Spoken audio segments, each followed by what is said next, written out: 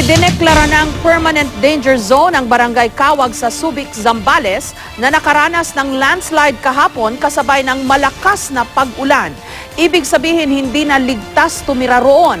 Sa pagpapatuloy naman ng retrieval operations, nadagdagan pa ang bilang ng mga nasawi dahil sa landslide.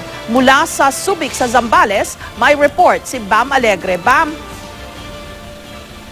Jessica, narito pa rin tayo sa Barangay Kawag at sa ating likuran. Yan yung bahagi ng bundok na bumigay kahapon. Kanina naman binisita natin ang mga barangay ng San Isidro at Santo Tomas kung saan nagkaroon din ng mga casualty dahil sa masamang panahon. Suma total sa buong Zambales, 22 ng tao ang namamatay ayon sa lokal na pamahalaan at 8 ang hinahanap pa rin. Hanggang sa ngayon, narito ang ulat.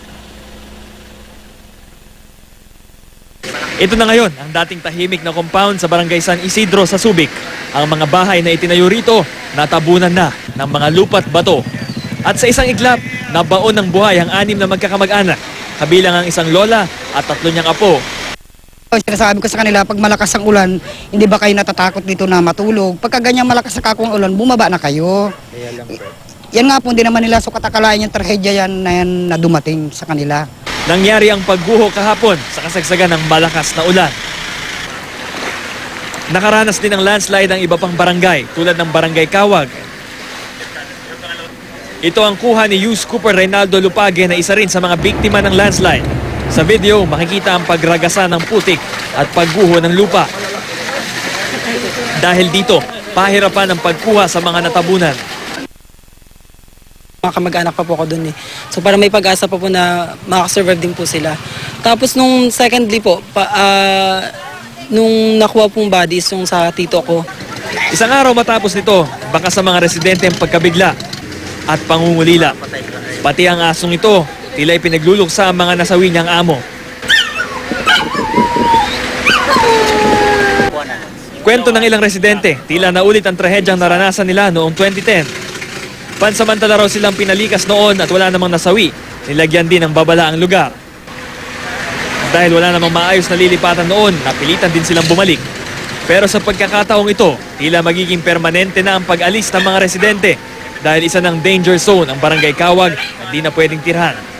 Hindi naman po kami pwedeng lilipat na wala ko kaming siguradong paglilipatan po. Dahil paano na po hanap buhay namin. Hindi naman po kami pwedeng diyan na lang ho kami matutulog sa tabindan. Any rainfall in excess of 17 inches, not even the virgin forest can hold it. But this is the only time that this happened because of the unexpected landslide. Ngayon siguro, dahil may nadisgrasya, madaling magpaalis. Maliban sa Subic, nakaranas din ng landslide ang bayan ng Castillejos kung saan isa ang kumpirmadong patay at 4 pa ang nawawala. May isa ring patay at 4 na nawawala sa San Marcelino. Kung hindi raw sasabayan ng iba yung pag-iingat ang pagbangon ng mga taga-Sambales sa kalamidad, posibleng hindi ito ang huling pagkakataong mararanasan nila ang ganitong trahedya. Jessica, sa aspeto naman ng baha, kapansin-pansin sa pag-iikot natin dito sa Subic na may mga lugar na halos ka-level na ng ilog yung mga coastal areas. At ito yung malaking dahilan kung bakit nagkakaroon ng baha. Isa sa mga solusyon dito, yung proyekto na tinatawag nila na dredging, dito hinuhukay yung riverbed para tumaas yung capacity nito. Pero yung proyektong ito ay may kamahalan, kaya ang ginagawa ng ilang lokal na pamahalaan ay nakikipag-agree sila, arrange sila sa ilang mga kumpanya, nangangailangan ng mga buhangin na yon, na kung tawagin na iba, black sand. In exchange, free nila kukunin yung black sand at walang bayad yung dredging. Ngayon, kung titignan natin sa ating likuran naman, patuloy pa rin yung, may mga nakatira pa rin dito sa Barangay Kawag, kahit sinasabi na permanent danger zone ito kasi wala pa raw dialogue hanggang sa ngayon. Jessica. Okay, yun ang mahirap, Bam, kasi matagal na rin yan na merong danger o geohazard map ang DNR na ipinalabas. Pero ang tanong dyan, kung sinusunod ba ng mga nakatira sa mga delikadong lugar at kung nai-implement ba with political will ng mga namumuno. Sa magandang halimbawa, yung nangyari dito sa ating kinatatayuan, sa ating likuran. Nung nagkaroon ng landslide dito noong 2010, walang nasawi. Ang ginawa lang, nagpansamantalang in-evacuate yung mga nakatira rito and after a while, nung nag-settle down na yung masamang panahon, bumalik sila. Pero nananatili pa rin yung panganib dito sa ating likuran.